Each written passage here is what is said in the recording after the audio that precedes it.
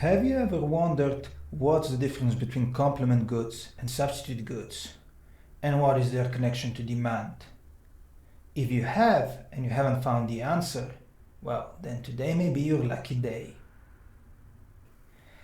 Okay, let's have a look. It's very simple stuff, really. Complement and substitute goods are commonly known as related goods. In our demand function, the demand for x, we said the demand for x was equal to the price of, it's a function of the price of x, income, the price of y, which can be the related good, and then we can have preferences, and we can have population changes, like demographic changes, the number of the consumers, the average age of the consumer, and so on. And other factors, really. Today we're really interested in this P of Y. What does it mean and how we can use it?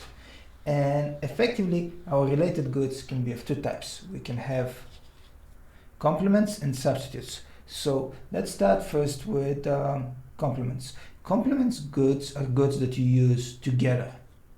So complement goods.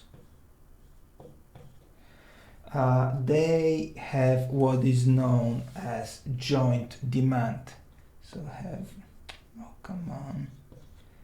have a joint demand. Now, what this simply means is that you use one together with the other. The easy example I can give from the top of my head would be, let's say, a printer and a toner. You cannot use a printer without a toner because it has no ink to run on, and at the same time a toner without a printer is quite useless, again, because you don't have anything to print with. So how does this work when we are talking about demand? Well, let's have a look. Imagine that x, again, and y are complements. So x is our printer, y is the toner.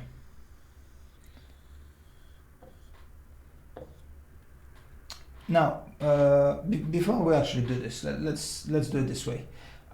If the P of x increases, so i.e.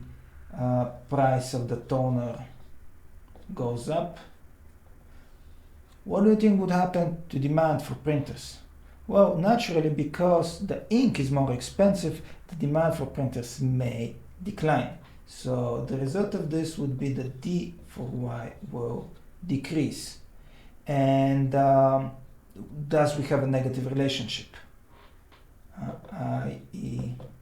a negative relationship.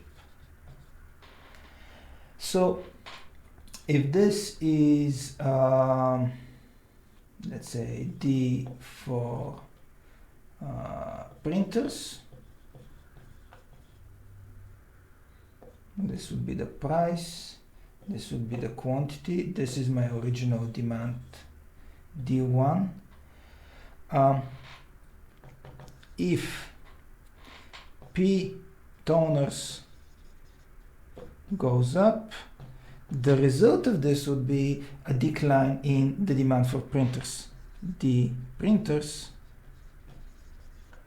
will decrease. And graphically, we can illustrate this by a leftward shift, D2, like this. If, on the other hand, the price of toners declines, then the demand for printers will increase, and then we'll have a rightward shift, going from the left to the right. That's all really about complements. Complement goods are goods that we use together, and there is a negative relationship between the price of one good and the demand for the other good. Okay, now let's move to substitutes, and you see that if you understand one, the other one is very easy. It's just the other way around, really.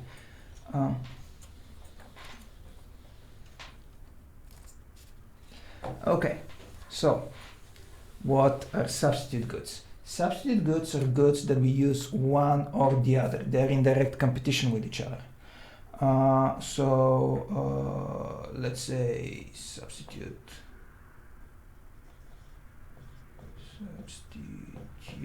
goods. And the example that I can give would be, let's say, Coke and Pepsi. Coke and Pepsi.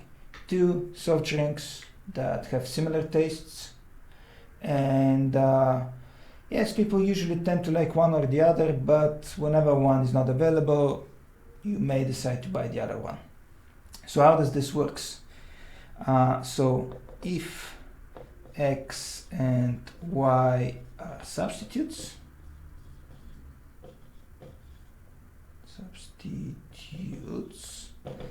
then if the price of X increases, now again, always do an analysis with a real world example and it's easy to figure it out.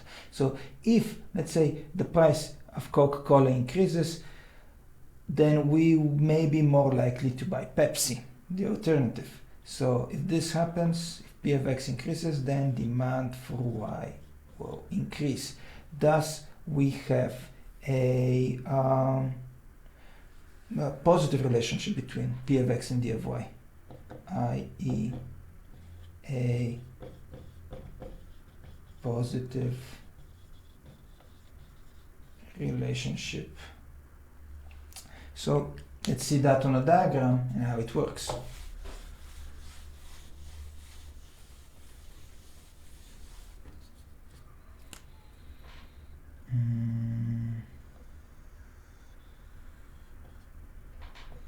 Okay, so X and Y are substitutes.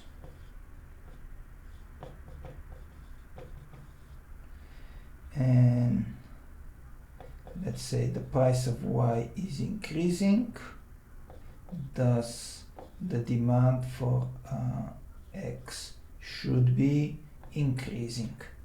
Remember, positive relationship.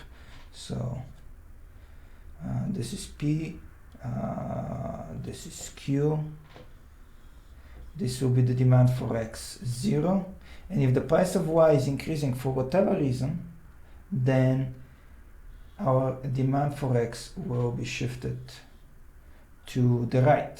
So this is the X1,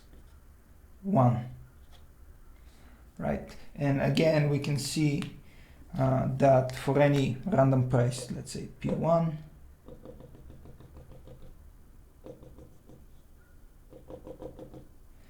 QX0 would be less than QX1.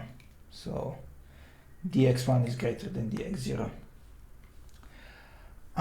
What's the importance to firms, to know if X and Y are substitutes or if X and Y are complements? Well, firms can use this to their advantage. Sometimes the same firms can provide complement goods, and this can, by lowering the price of one product, they can increase the demand for another.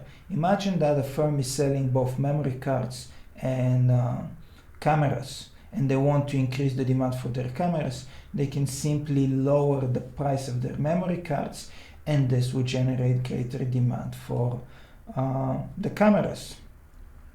Other times, firms may actually want to swap different products. They may be offering complements. For example, Microsoft releases a new operating system and wants to encourage the users to move from the old operating systems to the new one.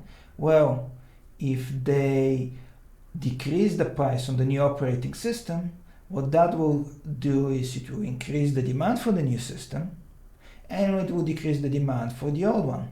So firms can use this to their advantage. At the same time, when firms are competing with each other, again, their actions can have effects on their direct competitors. If I am providing a good which has many substitutes on the market, in order to gain advantage against my competitors, I can lower the price of my good, and that may generate demand for my product.